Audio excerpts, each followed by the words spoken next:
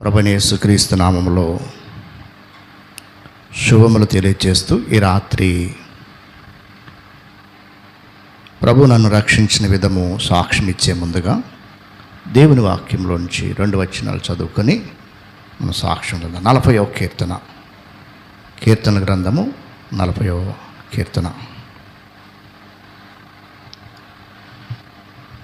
గ్రంథము 40వ కీర్తన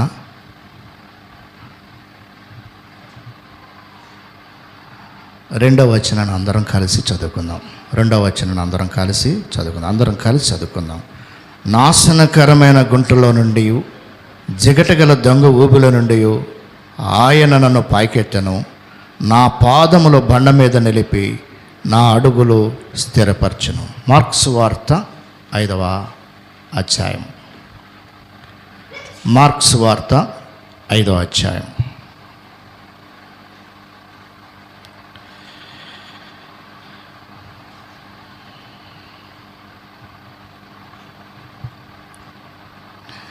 మార్క్స్ వార్త 5వ అధ్యాయము అందరం కలిసి 3-4 వచనాలు చదువుకుందాం. మార్కు 5 అధ్యాయము 3-4 వచనాలు అందరం కలిసి చదువుకుందాం. వాడు సమాధుల్లో వాసము చేసేడు వాడు, సంకెళ్ళతోనూ ఎవడను వాడిని బంధింపలేకపోయాను. పలుమారు వాని కాళ్లకును చేతులకు సంకెళ్ళు వేసి బంధించినను వాడు ఆ చేతి సంకెళ్ళను తెంపి కాళ్ళ సంఖ్యలను తుత్తినిగా చేసిన కనుక ఎవడునో వారిని సాధుపరచలేకపోయాను. ప్రార్థన చేసుకుందాం. పరిశుద్ధుడైన తండ్రి యేసుక్రీస్తు ప్రభువా, మరోసారి ఈ రాత్రికాల సమయంలో సియోని నివాసులతో కలిసి మీరు నన్ను రక్షించిన విధము సాక్ష్యం ఇస్తుండగా మొట్టమొదటిగా మీ రక్త ప్రోక్షణ కోరుకుంటున్నాను, మీ ఆత్మాభిషేకం కోరుకుంటున్నాను, నీ పరిశుద్ధ ఆత్మ నడిపింపు కోరుకుంటున్నాను. మరోసారి మీ అగ్నిలో పుటం వేసి మీ కారుణుపుతో నా పెదవులు కాల్చండి. మాకు కాదు యెహోవా, మాకు కాదు, మీ కృపా సత్యమును బట్టి మీ నామానికి మహిమ కలిగినట్లు సహాయం చేయండి. ఎప్పటికీ మీరే హెచ్చాలి, ఎప్పటికీ నేనే తగ్గాలి. దయగల మా తండ్రి, ఈ రాత్రి రక్షణ లేని వారికి రక్షణ, రక్షించబడిన వారిలో ఆత్మలో ఉజ్జీవము కలిగినట్లు సహాయం చేయండి. ఈ దీనదాసుని కనికరించమని ప్రాణాత్మ దేహముతో లొంగిపోతూ యేసుక్రీస్తు ప్రభువు పేరట స్తుతించి ప్రార్థించి అడిగి వేడుకొంచున్నాం తండ్రి, ఆమేన్.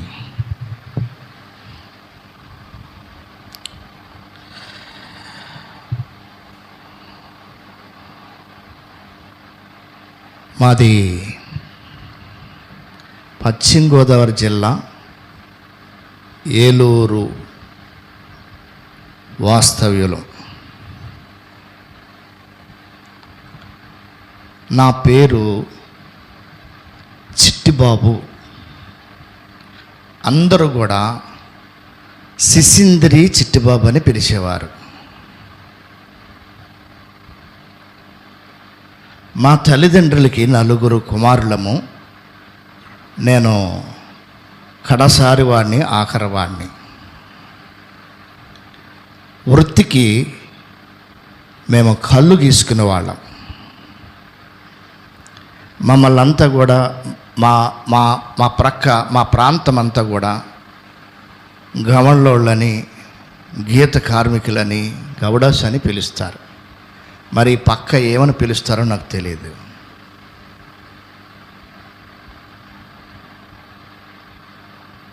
పౌలు భక్తుడు అంటాడు, అకుల్లా ప్రిస్కిల్లాలు డేరాలు కుట్టేవారంట, ఆయన కూడా అదే వృత్తికి చెందినటువంటి వాడు అంటాడు అని చెప్తాడు. కనుక మేము కళ్ళు గీసుకునే వాళ్ళము, కళ్ళు అమ్ముకునే వాళ్ళము, సారా అమ్ముకునే వాళ్ళం. అది మా కుల వృత్తి. ఆ కుటుంబంలో పుట్టినటువంటి వాడు. మా తల్లిదండ్రులు కళ్ళు గీసేవారు, కళ్ళు అమ్మేవారు, సారా కూడా అమ్మేవారు. కళ్ళు దుకాణాలు పాడుతూ, అలాగే సారా దుకాణాలు కూడా పాడుతూ వ్యాపారాలు చేస్తూ ఉండేవారు. మా 4 అన్నదమ్ముల్లో నా ముందున్న ముగ్గురు అన్నలకి చదువులు లేవు. ఇదే కళ్ళు వ్యాపారము, ఇదే సారా వ్యాపారం.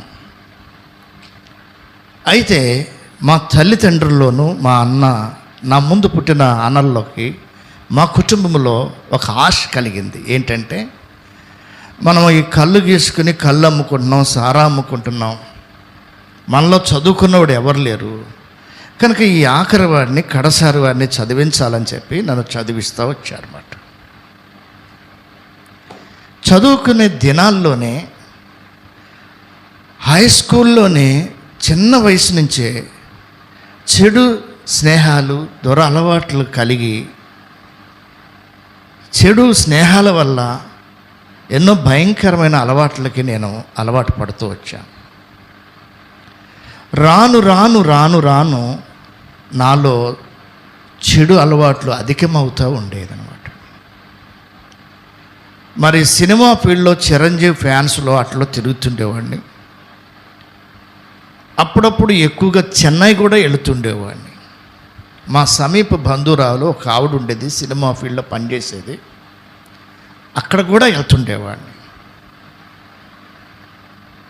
ఈ వ్యసనాల్లో ఎలాంటి వ్యసనాలంటే, రోజుకి 30 పాన్ పురకలు నవ్వులేవాడిని. పొద్దున్నుంచి మద్యం సేవిస్తూనే ఉండేవాడిని. మా తల్లిదండ్రులు చిన్నప్పటి నుంచి నాకు భక్తి నేర్పిస్తూ వచ్చారు. విగ్రహారాధికులం కాబట్టి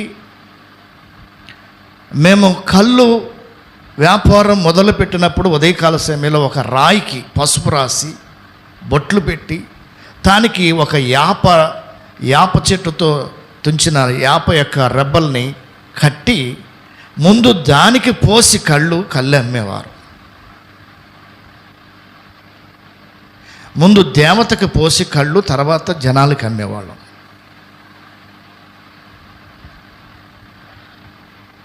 అయితే చిన్నప్పటి నుంచి నాకు మా తల్లిదండ్రులు భక్తి నేర్పించారు. సోమవారము శివ పూజ చేసేవాడిని,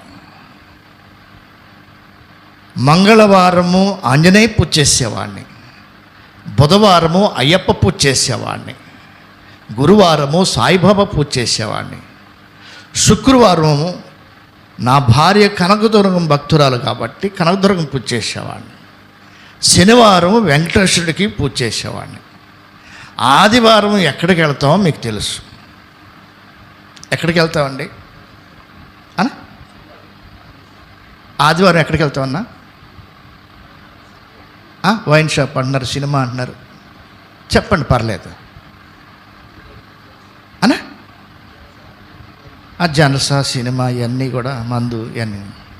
పోనీ మా అక్క వాళ్ళు అడుగుతాం, అక్క చెప్పండి ఆదివారం ఎక్కడికి వెళ్తాం? పర్లో చెప్పు తల్లి, మీరు చెప్పరా? సరే నేనే చెప్తాను. మీరు అనుకుంటున్నారు ఆయన వచ్చాడు కదా, ఆయన చెప్పి వెళ్ళిపోతారు. మీరు కాస్త ఉప్పు అందిస్తుంటే నేను కొంచెం ముందుకు వెళ్తారని. సోమవారం నుంచి శనివారం వరకు పూజలు పునస్కారాలు చేసేవాడిని. ఆదివారం ఎక్కడికి వెళ్ళేవాళ్ళు అంటే దేవతల దగ్గరికి వెళ్ళేవాళ్ళం. అటు సైడు రాట్నాలమ్మ గుడి, గుబ్బల బంగమ్మ, గండిపోసమ్మ, పెద్దంట్లమ్మ, ఈ దేవతలు ఉంటాయి అన్నమాట. అక్కడికి ఎందుకు వెళ్ళేవాళ్ళు అంటే ఆదివారం అక్కడ చొక్క మొక్క చెక్క అన్నీ ఉంటాయి అన్నమాట.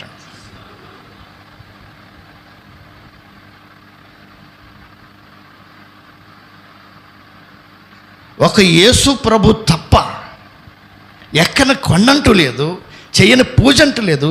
చెట్టుకి పూజ చేసేవాళ్ళము, కాటేసే తాసుపాములకి పూజ చేసేవాళ్ళం. దీపావళి వెళ్ళిన తర్వాత ఒక 5 రోజులకి నాగుల చవితి అని వచ్చేదన్నమాట. కాటేసే తాసుపాములకి పాలు పోసేవాళ్ళం. నెంబర్ 1 పాలు తీసుకెళ్ళి పోసేవాళ్ళం. నెంబర్ 1 నాటుగుడ్లు తీసుకెళ్ళి పోసాం. నెంబర్ 1 నాటుగుడ్డు వేసి ఒకసారి రా నీతో సెకండ్ ఇస్తానంటది. అది నెంబర్ 1 పాలు నువ్వు ఎప్పుడు తాగలేదు, ఇలాంటి నెంబర్ 1 పాలు పోసావు, నన్ను ఎత్తిమే పడింది, ఒకసారి ఇట్లా సెకండ్ ఇస్తానంటది. ఆ గుడ్డు తలక తగిలిన, తోక తగిలిన, ఆ చొక్క పాలు పడినా అది కస్సమని లేసి ఏం చేద్దండి?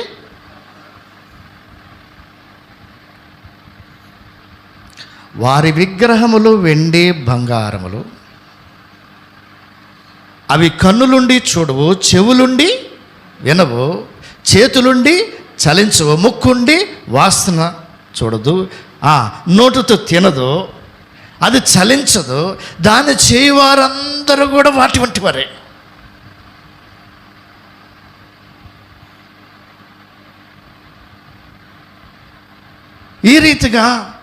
ఈ రీతిగా పూజలు, పునస్కారాలు, కొండలు, మాది గొర్రెలు అర్పించడం, కాటేసే తాస్పాములకి, చెట్లకి పూజ చేయడం, మనుషులకి పూజ చేయడం, బాబాలు కాళ్ళు పట్టుకోవడం, వాళ్ళ కాళ్ళకి నమస్కారం చేసుకోవడం, ఇది భక్తి జీవితంలో, విగ్రహారాధనలో జీవిస్తున్న జీవితం నాది. మా వాళ్ళు తల్లిదండ్రులు, మా అన్నలు ఏమనుకున్నారు? అయ్యో ఈయన చదివించి ఒక లాయర్నో, ఒక ఇంజనీర్నో, ఒక డాక్టర్నో, ఒక మంచి స్థానంలో, మంచి పొజిషన్లో చూడాలనుకుంటే వీడేంటి ఇలాగైపోయాడు, ఏంటి ఇలా పాడైపోయాడు, ఇలా చెడిపోయాడు ఏంటి అని చెప్పి వాళ్ళు బాధపడుతూ యవ్వన వయసులో ఏం చేస్తారంటే, ఏ యవ్వనస్తుడైనా ఏం చేస్తారంటే బాగుపడాలంటే ఏమనుకుంటారు? మీరు చెప్పండి. ఒక యవ్వనస్తుడు బాగుపడాలంటే ఏం చేస్తారు?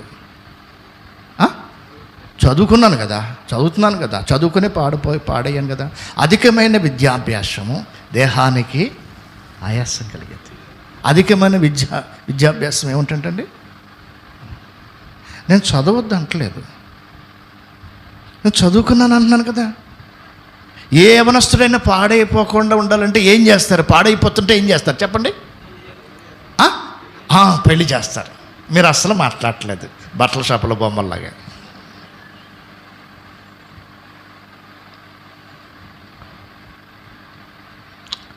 ఎవరైనా యవనస్తుడు పాడైపోతుంటే తల్లిదండ్రులు ఏం చేస్తారంటే, వీడికి పెళ్లి చేస్తే భార్య వస్తుంది, 2 మొట్టికాయలు పెడుద్ది, పిల్లలు పడతారు, వీడి బాధ్యత తెలిసి వస్తుంది, వీడు బాగుపడతారని చెప్పి పెళ్లి చేస్తారు. నన్ను కూడా ఏం చేశారంటే, మా తల్లిదండ్రులు, మా అన్నలు కలిసి మా మేనమ్మ అమ్మతో మాట్లాడి, మా అమ్మగారు తమ్ముడితో మాట్లాడి, వీడు చదువుకున్నాడు, బాగా రేపో మాపో ఉద్యోగం వస్తుందని చెప్పి అబద్ధాలు ఆడి పెళ్లి చేశారు.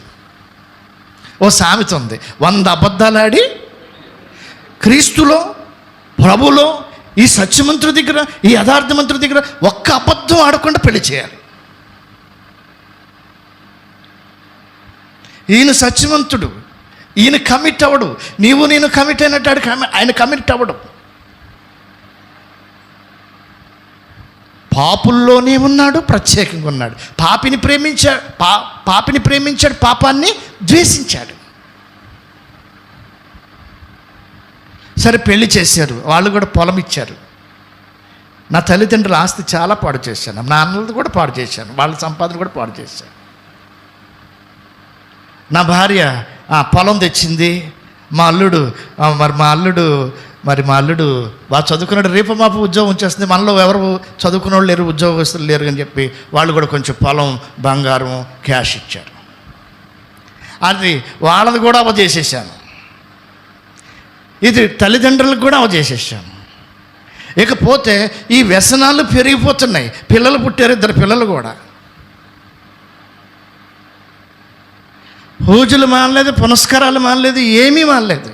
నా యొక్క విగ్రహారాధన ఏది మానలేదు, అన్నీ చేస్తూనే ఉన్నాను. భార్య వచ్చింది, పిల్లలు పుట్టారు, కానీ ఎక్కడ నా జీవితంలో మార్పు చెందలేదు.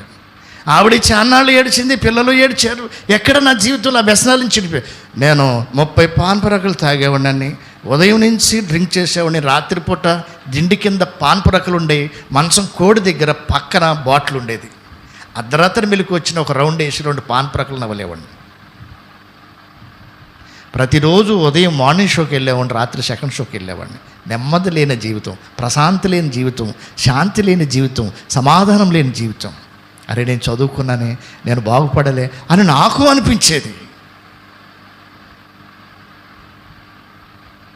ఏంటి చదువుకున్నాను, నా తోటి స్నేహితులు, నా తోటి వారందరూ కూడా మంచి స్థాయిలో ఉన్నారు, నేను చూస్తే ఇలాగైపోయానండి. మీకు మందు పాన్పరకలు చెప్పాను, ఇంకా భార్య వచ్చిన తర్వాత, పిల్లలు పుట్టిన తర్వాత డ్రగ్స్ కూడా బానిసైపోయాను. తెలుగులో ఉత్ప్రేరకాలు అంటారు. అవి ఎవరు తీసుకుంటారంటే స్పోర్ట్స్ మెన్ తీసుకుంటారు. డ్రగ్స్ కూడా బానిసైపోయాను. ఇక ఎలాగైపోయానంటే వ్యసన పరుడు అనమాట అండి. తాస్పాముకి తల్లో ఉంటుంది విషయం, తేలికి కొండులో ఉంటుంది విషయం, మనిషికి నిలువెల్ల విషయమే. అందుకే నరుడు చే చోట అంటే పచ్చగడ్డి కూడా మొలవదంట. వ్యసనాలు పెరిగిపోయినాయి, విగ్రహారాధన పూజలు ఉన్నాయి, కానీ నెమ్మది లేదు, ప్రశాంతి లేదు, వ్యసనపరుని అయిపోయాను. ఒక సంవత్సరం వచ్చింది, అందరూ కూడా మా ప్రాంతంలో అందరూ కూడా అయ్యప్ప మాల వేసుకుని శబరిమల వెళ్తున్నారు. నా భార్య కూడా ఏం చేసిందంటే వాళ్ళ ఆనతో మాట్లాడి, అందరూ శబరిమల వెళ్తున్నారు, 40 రోజులు దీక్ష చేసి, మరి నా భర్తకి మాల వేసి పంపిస్తానంటే 10,000 పట్టుకెళ్ళమని ఇచ్చారు. అప్పట్లో 20 ఏళ్ళ కిందట. అయ్యా నువ్వు మాల వేసుకో అన్న. నేను కూడా మాల వేసుకున్నాను, అయ్యప్ప మాల. 40 రోజులు దీక్ష చేశా, మందు మానేసా, పానపరకలు మానేసా, డ్రగ్స్ మానేసా, దుర్మార్గులు మానేసా, కఠినమైన పనులన్నీ మానేసా. మీకు మందు గురించి, పానపరకల గురించి, డ్రగ్స్ గురించి చెప్పాను. ఇంకా దుర్మార్గ పనులు చెప్తే అస్సలు ఎంత భయంకరమో. నేను చేసిన దుర్మార్గ పనులు, నేను చేసిన అక్రమాలు, నేను చేసిన పాపం నా తల్లిదండ్రులు చెప్తే రుబ్బురోలతో కొట్టి తలపగలు కూడా చంపేస్తారు. కట్టుకున్న భార్యకి చెప్తే రాత్రిపూట దిండేసి చంపేస్తారు.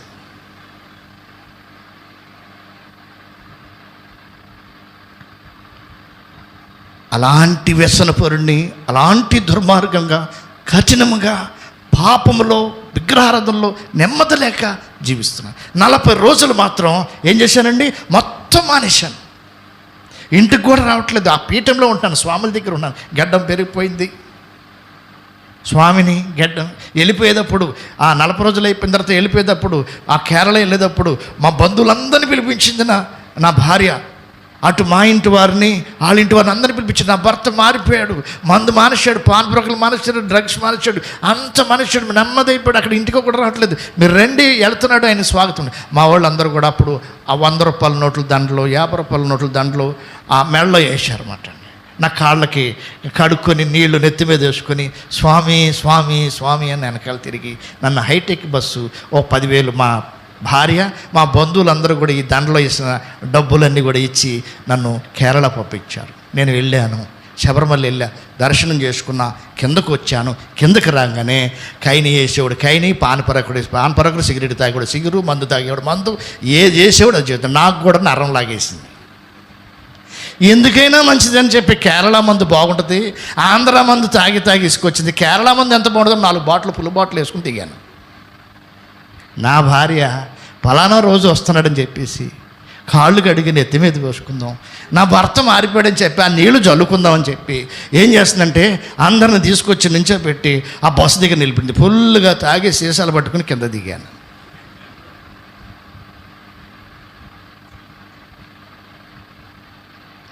లేదండి, నా భార్యలో ఒక రకమైనది వచ్చేసింది.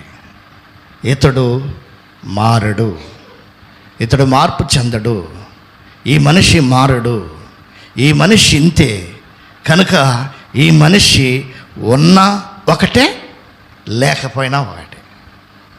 ఇంకా మనసులో ఏమనుకుంటుందంటే, ఆమె చూపుల్లో, తలంపుల్లో నాకు ఏమనిపించిందంటే, వీడు చస్తే బాగుంటుంది అనుకుంటున్నాను. పిల్లలు కూడా విసుక్కునేవారు. నా కన్న తల్లిదండ్రులు, నా అన్నలందరూ కూడా నేను చచ్చిపోవాలని కోరుకున్నారు. కడుపు పుట్టిన బిడ్డలు చనిపోవాలని కోరుకున్నారు, కట్టుకున్న భార్య చనిపోవాలని కోరుకుంది, కన్న తల్లిదండ్రులు చనిపోవాలని కోరుకున్నారు. ఒక్కరు మాత్రం యేసయ్య, యేసుక్రీస్తు ప్రభుల వారు నేను బ్రతికి బట్టగట్టి ఆయన కాడిని వేయాలని, ఆయన ద్రాక్ష తోటలో పని చేయాలని, ఆయన సువార్త చేయాలని, ఆయన సాక్షిగా ఉండాలని దేవుడు నిర్ణయ కాలంలో. అందుకే ఇరిమియా జగతి పునాది వేయబడక ముందే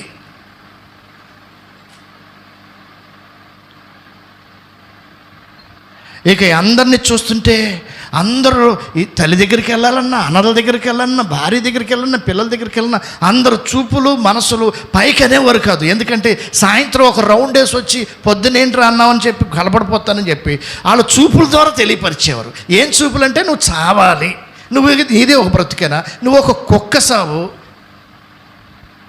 మా తల్లి అయితే అడవిలో ఉన్న జంతువులు అన్ని పేర్లు పెట్టి తిట్టేది. మిమ్మల్ని ఎప్పుడైనా మీ తల్లిదండ్రులు కుక్క, గాడిద, ఇంకొకటి ఏదో అని అన్నారేమో, అన్ని జంతువుల పేర్లు పెట్టి తిట్టేది.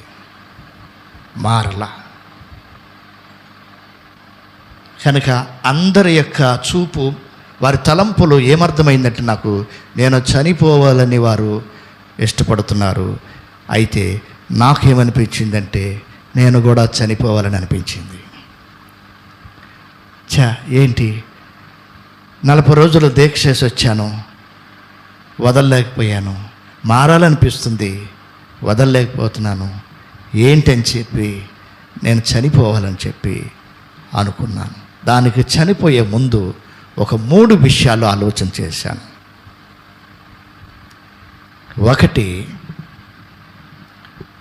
నా భార్యని చంపేద్దారని అనుకున్నాను. బాగా డ్రగ్స్కి బానిసైపోయాను. వీళ్ళల్లో ఎప్పుడైతే చనిపోవాలని కోరుతున్నారో, తలంపులు వచ్చినాయో, మనసు వచ్చిందో, ఎవరు మాట్లాడలేదో, ఎవరు ఆప్యాయత, ఎవరు ఆదరణ, ప్రేమ లేదో, నా జీవితం మీద నాకే విరక్తి వచ్చి నా భార్యని చంపేద్దారని చెప్పి మనసులో అనుకుంటున్నాను.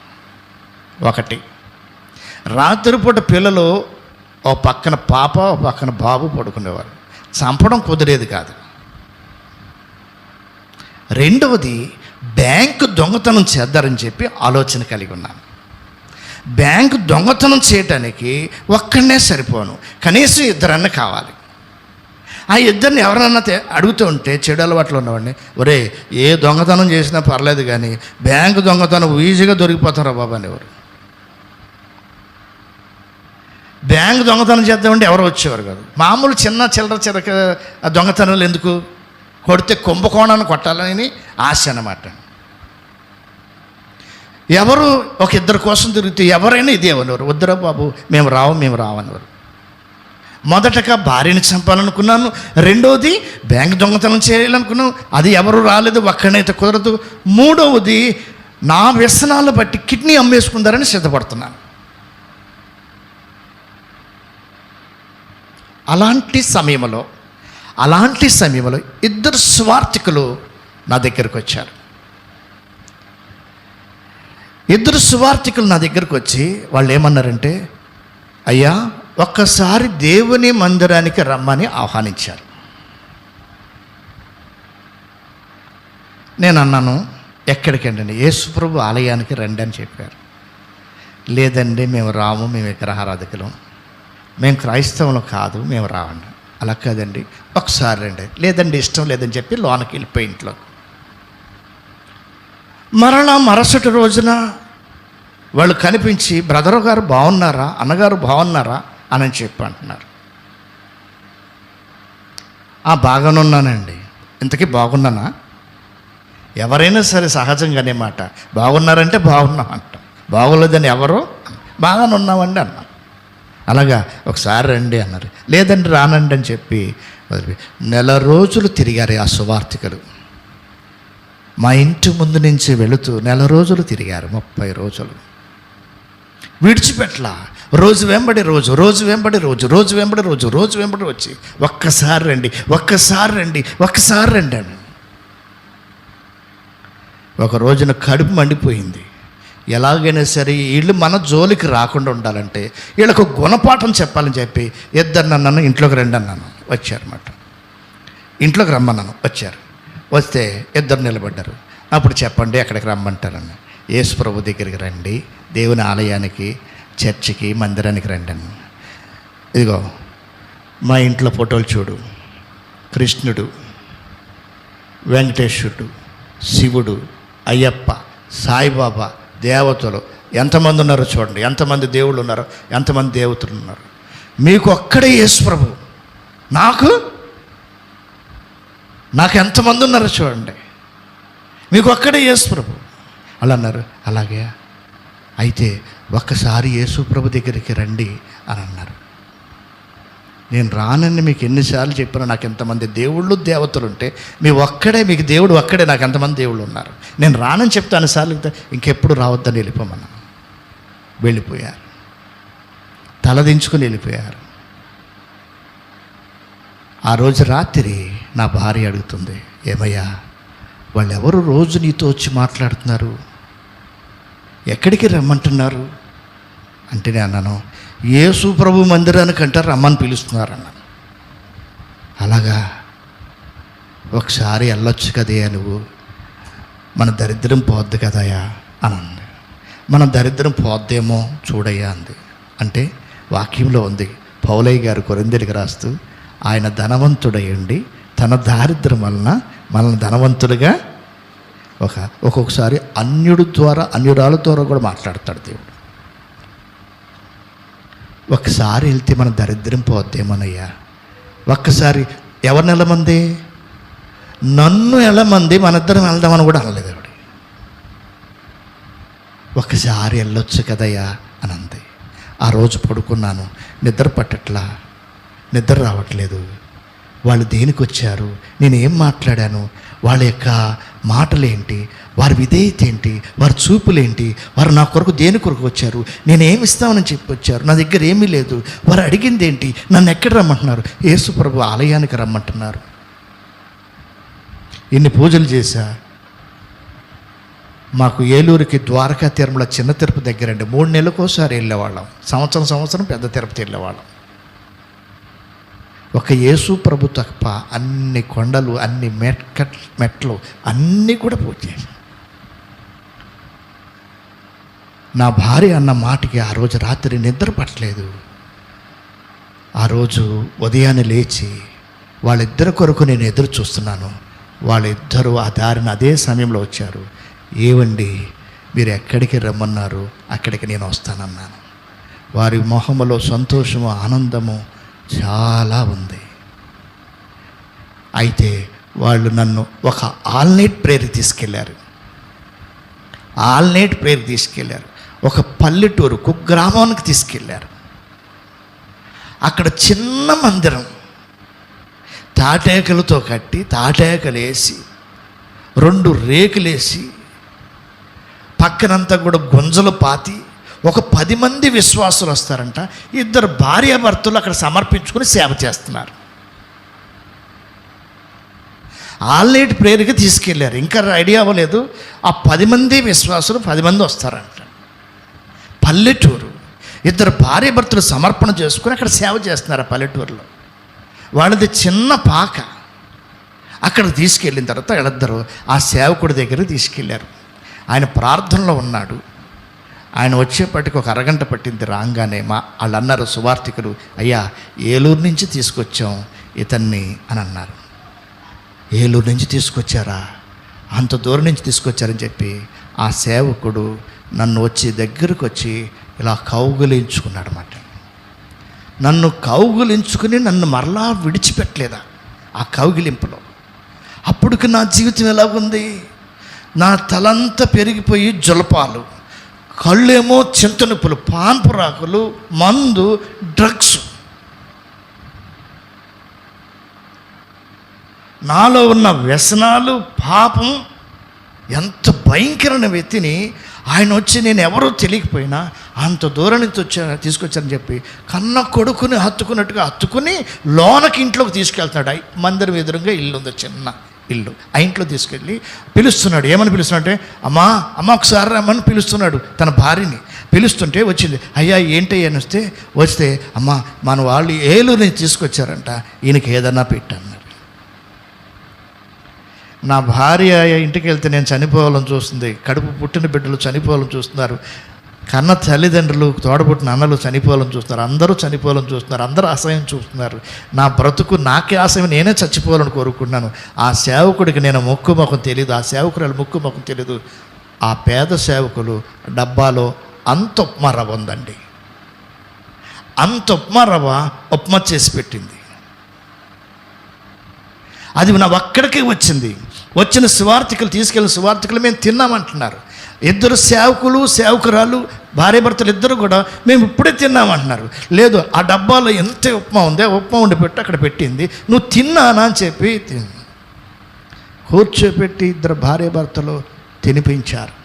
కన్న కొడుకు ఇంట్లోంచి వెళ్ళిపోతే మళ్ళీ తిరిగి వచ్చిన తర్వాత ఎలాగ చేర్చుకుంటారో, ఎలా ప్రేమిస్తారో, ఎలాగ తినిపిస్తారో అలా తినిపిస్తుంటే నా కళ్ళంట నీళ్ళు ఆగట్లా.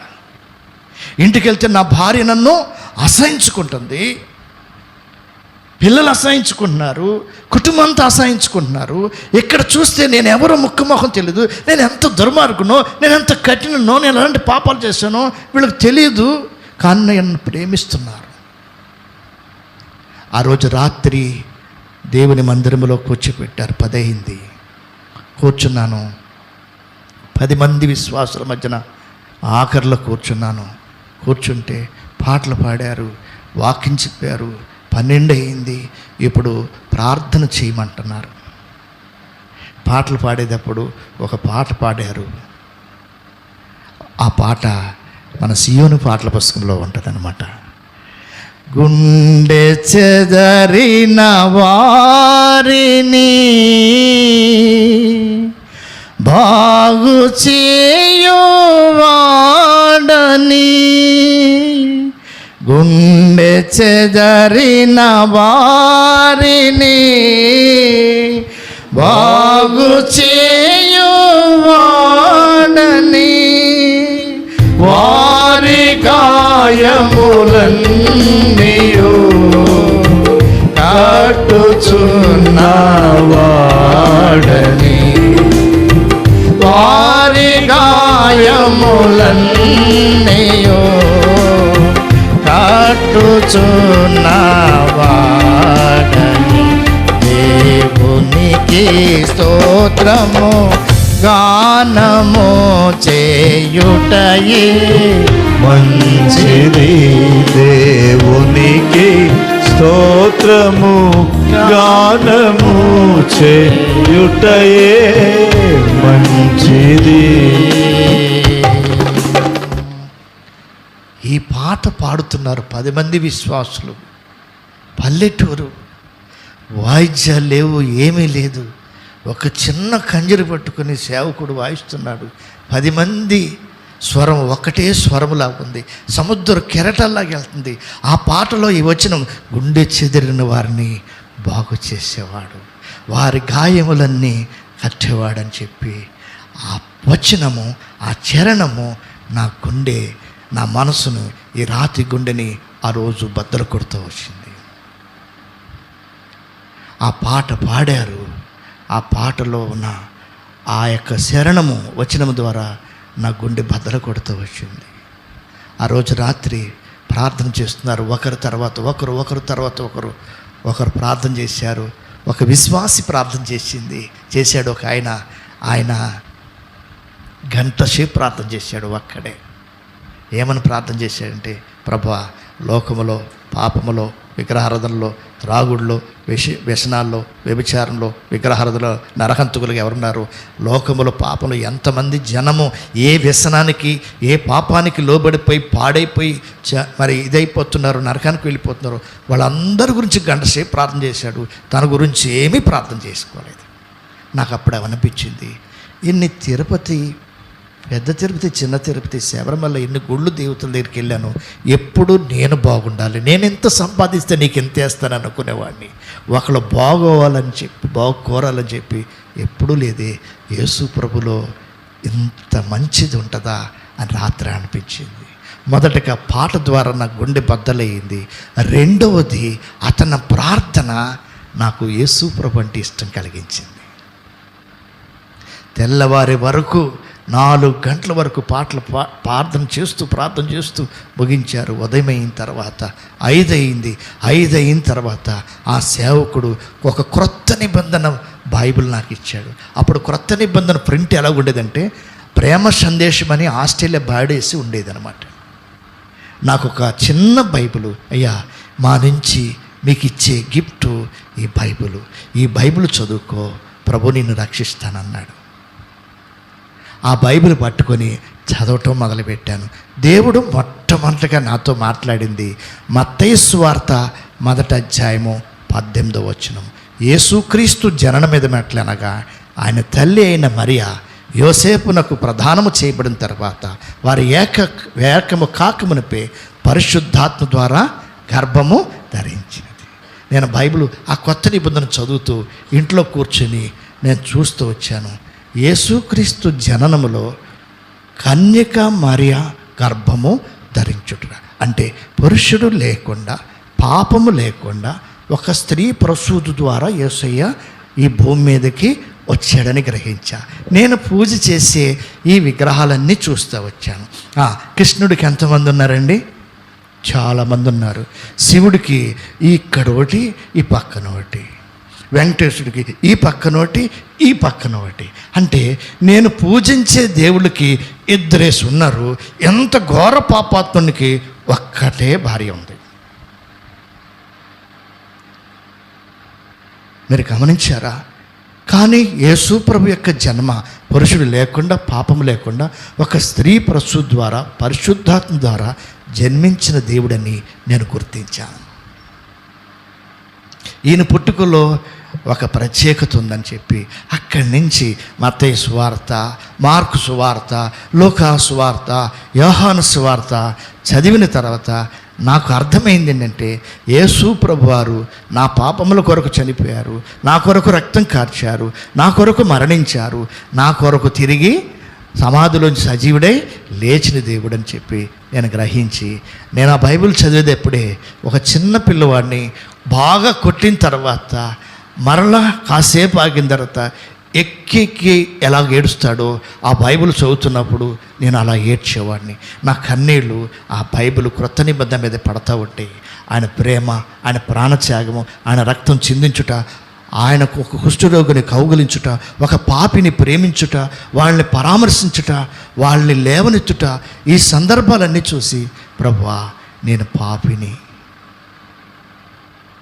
నీవు దేవుడివైతే, నువ్వు నా కొరకు ప్రాణం పెడితే, నువ్వు నా కొరకు రక్తం కారిస్తే నేను రోడ్డు పోయే వాళ్ళందరినీ నా తండ్రి నా తండ్రి అన్నాను. నువ్వు నా తండ్రివి, నా పాపాలు క్షమించిన దేవుడు, నన్ను ప్రేమించిన దేవుడు అని చెప్పి పశ్చాత్తాపంతో హృదయంలో ప్రార్థన చేసుకుని ప్రభువా నేను క్షమించండి, నా తల్లి క్షమించదు నేను చేసిన పొరపాట్లు, నా సహోదరులు క్షమించరు, కట్టుకున్న భార్య కడుపును బిడ్డలు క్షమించరు, కానీ క్షమించడానికి నువ్వు సిద్ధ మనసు కలిగిన దేవుడు కనుక ప్రభా నేను ఎంతో ఘోర పాపని, నా పాపాలు క్షమించమని ప్రార్థన చేసుకుంటుంటే ప్రభు నా పాపాలు క్షమించాడు.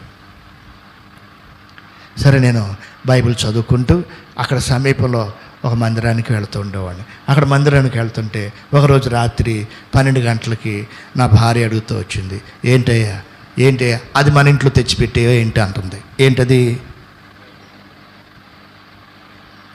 బైబిల్ ఊరికనే చెప్పాలి, బలహీనమైన ఘట్టం.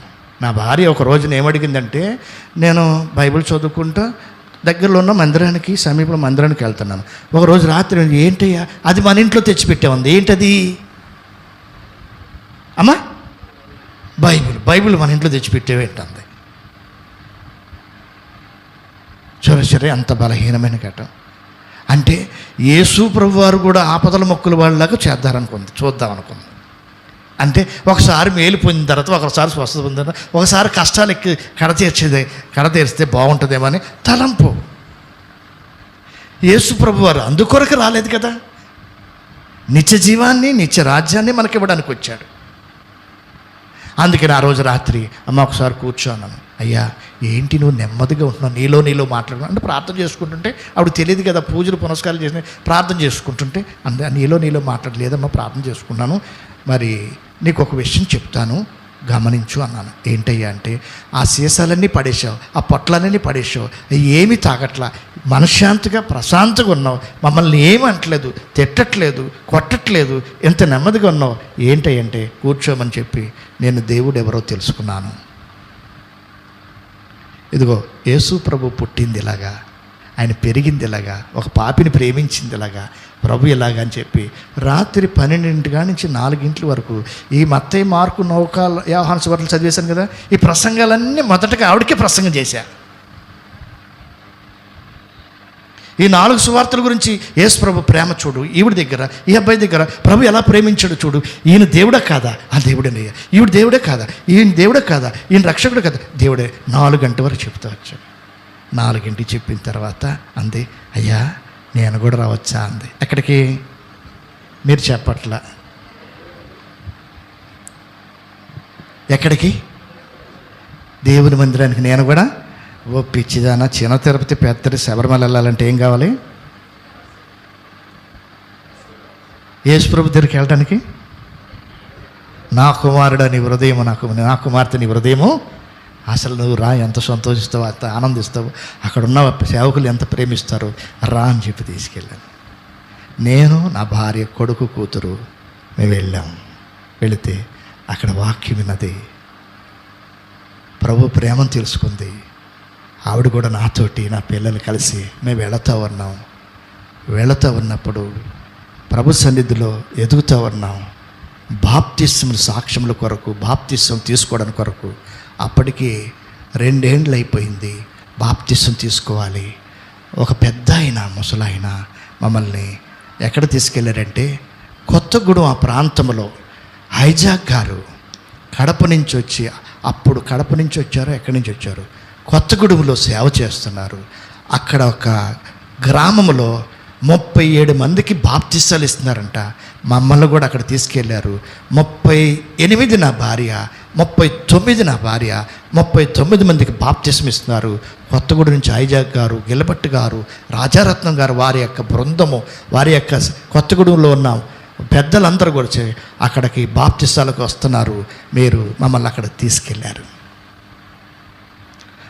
మమ్మల్ని అక్కడ తీసుకెళ్ళి ఈ 2 సంవత్సరాల్లో ప్రభు కొరకు జీవించాలి, ప్రభు కొరకు బ్రతకాలి, ప్రభువే మన ఆధారము అని చెప్పి ప్రార్థన చేసుకుంటూ మందిరానికి వెళ్తున్న మమ్మల్ని ఆ రోజు 2 సంవత్సరాలు అయిన తర్వాత బాప్తిసం తీసుకోవడానికి అక్కడ అప్లికేషన్ ఇచ్చారు. ఏమిస్తారు? అది బాప్తిసం ఫారం ఇచ్చారు. ఫిలప్ చేసాం. నా భార్యకి కూడా నేనే ఫిలప్ చేసి ఇచ్చాను. అందులో అన్నీ రాసి ఉన్నాయి. అందులో అన్నీ రాసి ఉంటే ఒకటి మాత్రం నేను ఫిలప్ చేయలేదు. ఏంటంటే మీకు అప్పులు ఉన్నాయా అని రాసి ఉంది. నేనేం చేశానంటే ఉన్నాయా అని రాశాను అన్నమాట. అక్కడ దైవజనుడు ఐజాక్ గారు అందరికీ బాప్తిసం ఇవ్వడానికి అందరిని ప్రశ్నలు అడుగుతూ, ఒక్కొక్కరిని ప్రశ్నలు అడుగుతూ అందరికీ రైట్ అని చెప్పి చేస్తున్నాడు. నా భార్యకు కూడా రైట్ కొట్టేశాడు. 38 క్యాండిడేట్, 39 క్యాండిడేట్ నన్ను ఆఫ్ చేసేసాడు. నీకు అప్పులు ఉన్నాయా అన్నాడు. నేను ఆయన సీరియస్గా అడిగి ఉన్నాయన్నా. అప్పులు ఉన్నాయంటే ఇంత పెండింగ్ పెట్టని చెప్పి నా అప్లికేషన్ పక్కన పెట్టాడు. నాకు గుండెలు జారిపోయింది. అయ్యో, ప్రభు ఎంత గొప్ప దేవుడు, నన్ను రక్షించాడు, విమోచించాడు, నేను బాప్తిసం తీసుకోవాలి. నాకన్నా వెనకాల వచ్చిన ఎవరు? నేను సువార్త చెప్తే రక్షించబడింది. ఎంత బలహీనమైన గట్టు నేను రానందే. నేను 4 సువార్తలు రాత్రి అంతా 12 గంటల నుంచి 4 గంటల వరకు సువార్త చెప్తే రక్షించబడిన క్యాండిడేట్ ఆవిడకి బాప్తిసం ఇస్తాను అంటాడినా. ఈ నాకేమనంటాడు ఏంటని చెప్పి మనసులో వేదన పడుతూ ఆ రాత్రి అంతా కుంగిపోయి ఉన్నాను. అసలు ఏంటి 30 మందికి ఇస్తున్నారు, 39, నేను ఇప్పుడు ఏం పాపం చేశాను, ఏం తప్పు చేశాను చెప్పి చాలా హృదయంలో నెమ్మది లేదు. రాత్రి అంతా ప్రార్థన చేస్తున్నాను, ప్రభు ఏంటి ఇది, నా భార్యకేమో నువ్వు ఇస్తున్న బాప్తిసం సాక్ష్యం సిద్ధపరచు, నాకేమో దైవ సేవకుడేమో అంటున్నాడు, చాలా కఠినంగా ఉన్నాడు, ఇది సంగతి ఏంటి ప్రభు అని చెప్పి ప్రార్థన చేయాలి. పొద్దున్నే అందరినీ చేసి రాత్రి పెండింగ్ ఉన్నది ఎంతమంది ఉన్నాయంటే ఒకటే ఉందండి. లేపాడు. మరి ఏంటి నీ సంగతి, మరి ఒకటి మిగిలింది, నువ్వు అప్పు తీరుస్తుంటే అప్పు తీరుస్తానన్నా అన్నాను. నేను అప్పు తీరుస్తానన్నా, ఇచ్చేస్తే ఎవరికైతే బాకీ ఇచ్చేస్తాను. సరే, గిలబట్టి గారిని రాజారత్నం ఇచ్చేస్తాడంట, రైట్ కొట్టేసేయండి అని కొట్టేశాడు. ఇప్పుడైతే బాప్తిసాలండి బతిమాలుతున్నారు. నువ్వు అప్పులన్నీ చేసుకో, దుర్మార్గ పనులన్నీ చేసుకో, నరహత్యలన్నీ చేయి, మమ్మల్ని కూడా చంపు, కానీ నువ్వు బాప్తిసం మాత్రం. అలాంటి సేవకులు ఇప్పుడు ఉన్నారా? ఎన్ని ప్రశ్నలు వేశాడు ఒక్కొక్కరిని. వాళ్ళందరికీ తరపీది ఇచ్చేసారు. ఆయన ఇలాగ అడుగుతాడు, ఇలా అడుగుతాడు, మాకేమో ఎవరు తరపీది వాళ్ళ తీసుకెళ్ళినప్పుడు. కానీ ఆ దైవజనుడు పొద్దున్నే పెండింగ్ ఉన్న అతన్ని చూసి నన్ను పిలిచి హైజాక్ గారు దైవజనుడు, తర్వాత అప్పు తీర్చేస్తానంటే సరే అని చెప్పించాను. నాకు నా భార్యకి హైజాక్ గారు బాప్తిస్మ ఇచ్చారు.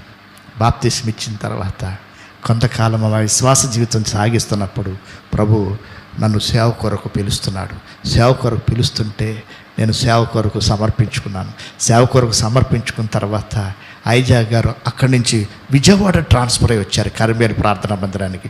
కర్మేలు ప్రార్థనా మందిరానికి వస్తే నేను సేవకు సమర్పించుకుని సేవకుల మీటింగ్ అక్కడికి వెళ్ళాను. అక్కడికి వెళ్ళిన తర్వాత కొంతకాలం గ్యాప్ వచ్చిన తర్వాత విజయవాడ వాళ్ళకి సేవకులు మీటింగు జరుగుతుంది. రెండో రోజు అయిపోయింది.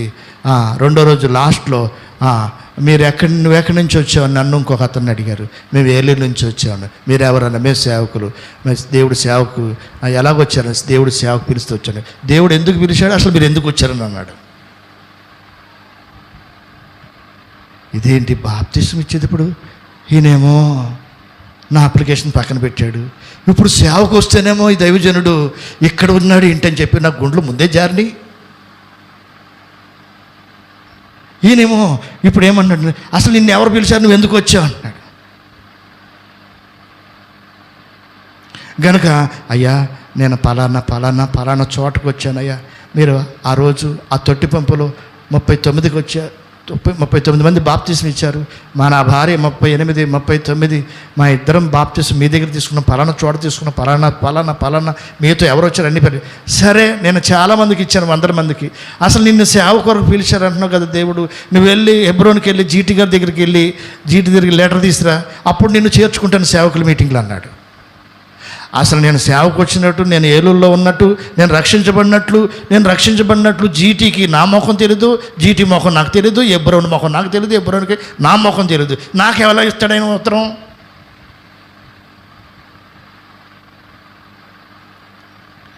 నువ్వు మరలా సేవకుల మీటింగ్ వస్తే హెబ్రోన్కి వెళ్ళి జీటీ గారి దగ్గర లెటర్ తీసుకొస్తుంటేనే నిన్ను చేర్చుకుంటా, లేకపోతే ఇక్కడ రావద్దని చెప్పారు. ఆయన లోనికి వెళ్ళిపోయాడు. దైవ సేవకుడు మాట లోనికి వెళ్ళాడంటే ఇంకంతే, మనం వెళ్ళిపోవాలి. ఇంకంతే. బయటకు వచ్చేసాను. నాతో పాటు ఇంకొక అతను వచ్చాడు. అతను సీరియస్గా తీసుకోవాలా, నేను సీరియస్గా తీసుకున్నా. ఏదైనా దేవుని సన్నిధిలో వాక్యాన్ని, హెచ్చరికని సీరియస్గా తీసుకోవాలి. నేను సీరియస్గా తీసుకున్నాను. ప్రభువా, ఏంటి ప్రభువా, నువ్వు పిలిస్తే నీ ద్రాక్షవనంలో నీ కాడిని మోయడానికి, నీ సేవ చేయడానికి నేను వచ్చాను. ఆయనేమో నువ్వెవరు, నువ్వు ఎందుకు వచ్చావు, అసలు నీకు మరి లెటర్ కావాలన్నారు. ఆ జీటీకి, ఆ హెబ్రోన్కి నాకు తెలీదు, ఎలా ప్రభువా అని చెప్పి రోజు బాధపడుతూ ప్రార్థన చేస్తూ నెమ్మది ఉండేది కాదు. అదొక రకమైన బాధ, వేదన ఉండేది. ఆ వేదన బట్టి ఒక పెద్ద ఆయనకి దేవుడు భారం ఇచ్చి నా పరిచర్య, నా సువార్త, నా సాక్ష్యం అన్నీ చూసి హెబ్రోన్లో జీటీ గారి దగ్గరికి వెళ్ళి కూర్చొని మాట్లాడాడు. అయ్యా, ఏలూరులో పలానా వ్యక్తి ఉన్నాడు, అతని పరిస్థితి నేను చూశాను, అతని సాక్ష్యాన్ని నేను చూశాను. అతనికి ఒక లెటర్ ఇస్తేనే కానీ కర్మేలు హైజాక్ గారు చేర్చుకొని అంటున్నారంటే అప్పుడు టైప్ కొట్టేది ఉండేది. ఆ టైప్ మీద ఇప్పటికీ ఉంది లెటర్. మనం తీసాను లెటరు, అన్నకు చూపిద్దారని చెప్పి నేను ఆ లెటర్ తీసి మళ్ళీ మర్చిపోయి వచ్చాను. ఫోన్లో ఉన్న జిరాక్స్ తీసుకొచ్చానా, మర్చిపోయాను. ఈసారి అన్నకి జిరాక్స్ పంపిస్తాను. అప్పుడు ఏమని చెప్పి లెటర్ ఇచ్చారంటే జీటీ గారు, ఏలూరులో Sardis prayer house Augustine god సర్వెంట్ని మీరు కర్మేలు సేవకుల మీటింగ్కి చేర్చుకోవాలని చెప్తూ ఇతనితో కూడా ఇంకొక అతను వస్తాడు, అతను కూడా మీరు ఇతనితో వచ్చినప్పుడు మీరు చేర్చుకోవాలని చెప్పి మాకు లెటర్ ఇచ్చారు. ఆ లెటర్ తీసుకుని నేను వెంటనే వెళ్ళాను. నెక్స్ట్ సేవకుల మీటింగ్కి వెళ్ళాను. వెళితే ఆ లెటర్ చూసి వీడు కొంచెం పౌరుషం గలవాడే అనుకున్నాడు, వీడు పర్వాలేదు అనుకున్నాడు, వీడు పిలిస్తే వచ్చాడు అనుకున్నాడు. సరే మంచిది. అక్కడి నుంచి ప్రేమించాడు. విజయవాడలో చేసినంత కాలము ఆ దైవజనుడు ప్రేమించాడు. గద్దించే చోట గద్దించాడు, ప్రేమించే చోట ప్రేమించాడు. ఈనాడు గద్దింపు అసలు ఎవ్వరికీ ఇష్టం లేదు. కనుక ఉదయకాల సమయంలో ఆ మాట జ్ఞాపకం చేశారు. నీతిమంతుడు నన్ను గద్దించుట తైలాభిషేకం. చాలా ప్రేమించేవాడు. ఎక్కడ మీటింగ్లు జరుగుతున్నా ఆయన ఆ ల్యాండ్ ఫోన్ ఉండేది, ఆ పెద్దలతో ఫోన్ చేయించి ఆ ఏలూరు రమ్మని చెప్పి ఫోన్ చేయించేవారు. వెళ్ళేవాళ్ళని. ఆ దైవజనుడితో సహవాసం, ఆ పరిచర్య, ఆ సేవ, వాక్య గద్దింపు నా జీవితంలో సేవలో ఎంతో ప్రభావితం చేసింది, ఎంతో నేను బలపడుతూ వచ్చాను. కనుక మరి మార్క్స్ వార్తలో చూపించాను కదా, అతని చేతికి కాళ్ళకి సంఖ్యలు వేసినాను, ఆ కాళ్ళ సంఖ్యలను తొత్తినీలుగా చేశాను. కనుక ఎవడును వాణ్ణి సాధుపరచలేకపోయాను. భూమి మీద నన్ను ఎవ్వరూ బాగు చేయలేపారు. నా కన్న తల్లి కన్నీరు పెట్టుకున్నా, కట్టుకున్న భార్య కన్నీరు పెట్టుకున్నా, కడుపు పుట్టిన బిడ్డలు కన్నీరు పెట్టుకున్నా, నేను మారలేదు. కానీ ఒక్క యేసు ప్రభుయే నా హృదయాన్ని, ఈ రాతి గుడ్డెను పగలగొట్టి ఆయన ప్రేమ ద్వారా నన్ను రక్షించుకున్నాడు. ఆయన సేవ కొరకు పిలుస్తూ వచ్చాడు.